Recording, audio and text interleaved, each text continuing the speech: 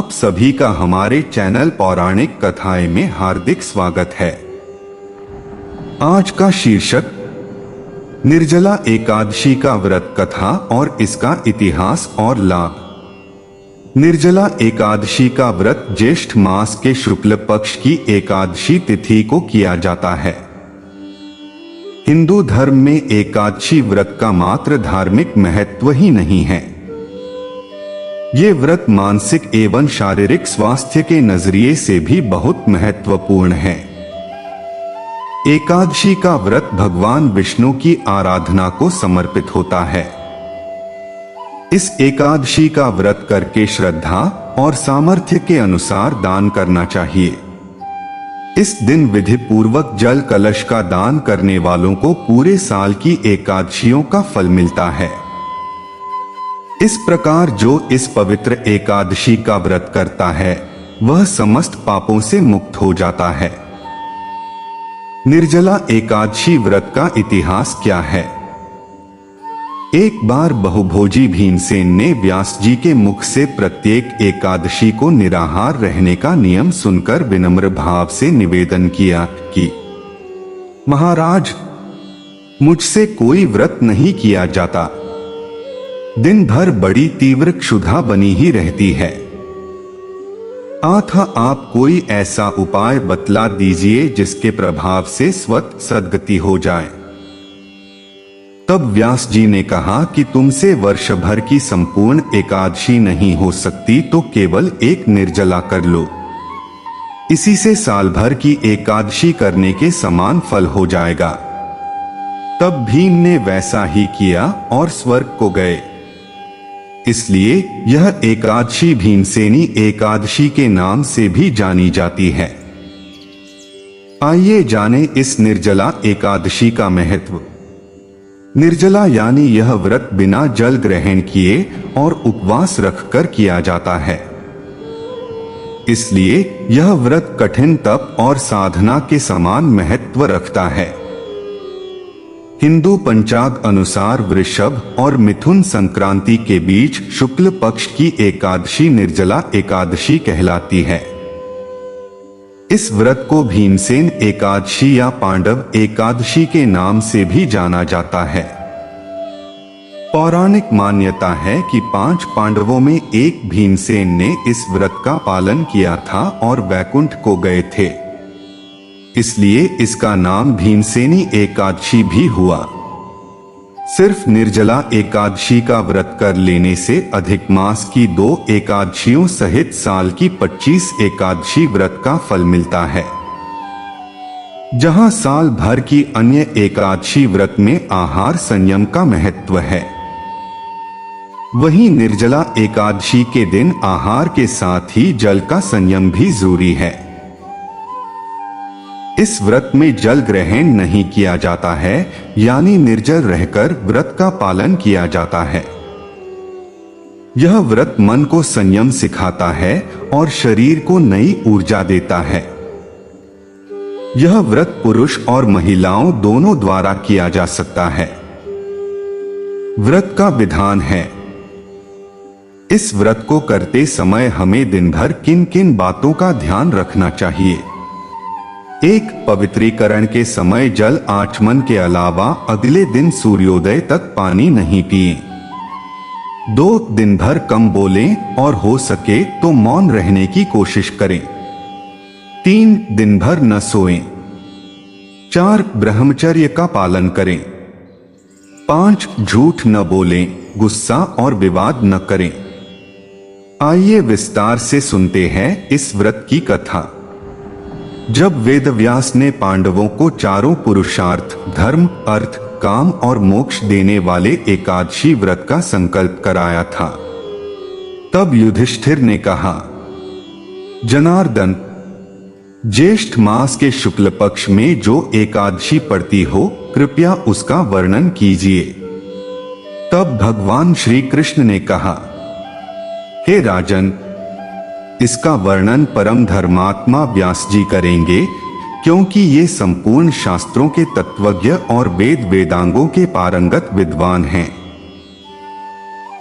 क्योंकि वे संपूर्ण शास्त्रों के तत्वज्ञ और वेद वेदांगों के पारंगत विद्वान हैं। तब वेदव्यास जी कहने लगे, कृष्ण और शुक्ल पक्ष की एकादशी में अन्न खाना वर्जित है। द्वादशी को स्नान करके पवित्र होकर फूलों से भगवान केशव की पूजा करें। फिर पहले ब्राह्मणों को भोजन देकर अंत में स्वयं भोजन करें। यह सुनकर भीमसेन बोले, परम बुद्धिमान पितामह, मेरी उत्तम बात सुनिए।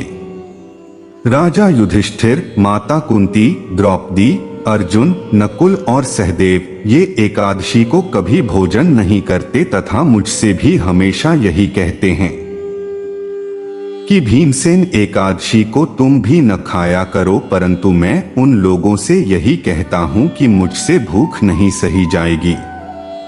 भीमसेन की बात सुनकर व्यास जी ने कहा, यदि तुम नरक को दूषित समझते हो और तुम्हें स्वर्गलोक की प्राप्ति अभीष्ट है और तो दोनों पक्षों की एकादशियों के दिन भोजन नहीं करना। भीमसेन बोले, महाबुद्धिमान पितामह, मैं आपके सामने सच कहता हूं, मुझसे एक बार भोजन करके भी व्रत नहीं किया जा सकता, तो फिर उपवास करके मैं कैसे रह सकता हूं। मेरे उदर में वृक नामक अग्नि सदा प्रज्वलित रहती है, अत जब मैं बहुत अधिक खाता हूं तभी यह शांत होती है। इसलिए महामुनि, मैं पूरे वर्ष भर में केवल एक ही उपवास कर सकता हूं, जिससे स्वर्ग की प्राप्ति सुलभ हो तथा जिसके करने से मैं कल्याण का भागी हो सकूं। ऐसा कोई एक व्रत निश्चय करके बताइए, मैं उसका यथोचित रूप से पालन करूंगा। व्यास जी ने कहा, भीम, ज्येष्ठ मास में सूर्य वृष राशि पर हो या मिथुन राशि पर शुक्ल पक्ष में जो एकादशी हो, उसका यत्न पूर्वक निर्जल व्रत करो।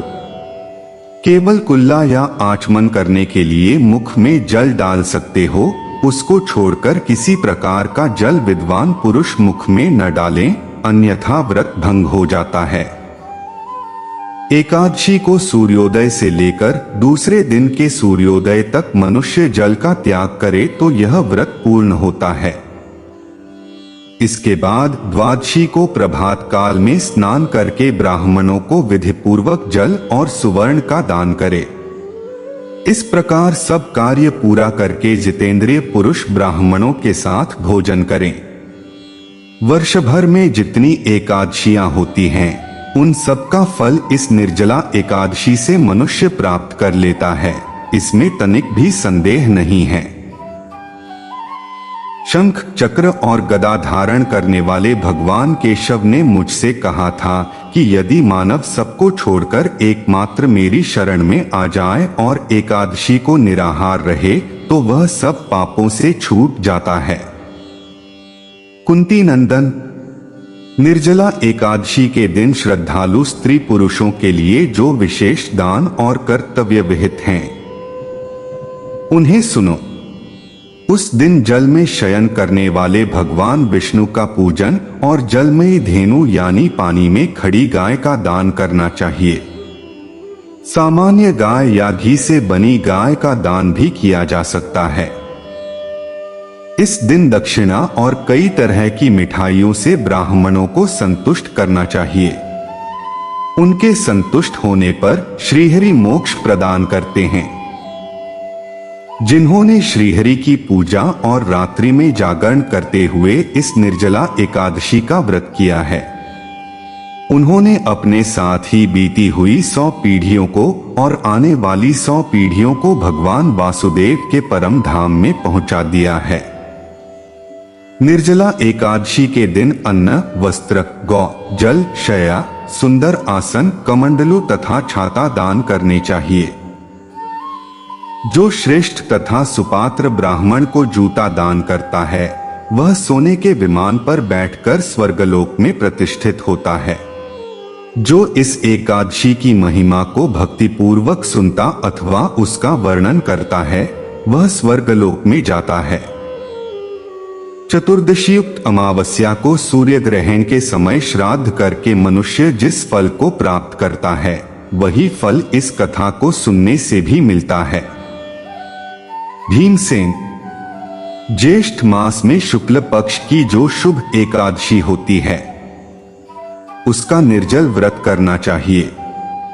उस दिन श्रेष्ठ ब्राह्मणों को शक्कर के साथ जल के घड़े दान करने चाहिए। ऐसा करने से मनुष्य भगवान विष्णु के समीप पहुंचकर आनंद का अनुभव करता है। इसके बाद द्वादशी को ब्राह्मण भोजन कराने के बाद स्वयं भोजन करे। जो इस प्रकार पूर्ण रूप से पापनाशिनी एकादशी का व्रत करता है वह सब पापों से मुक्त हो आनंदमय पद को प्राप्त होता है।